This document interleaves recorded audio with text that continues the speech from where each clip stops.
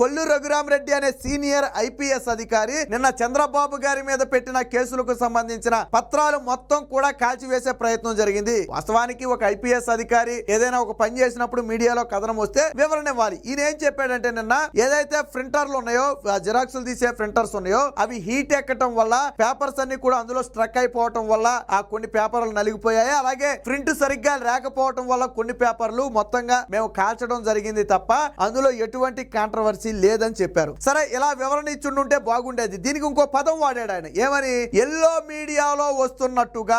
Yellow మీడియాలో రావటం ఏంటి? ఈయన ఒక అధికారా లేకపోతే ఒక రాజకీయ నాయకుడా?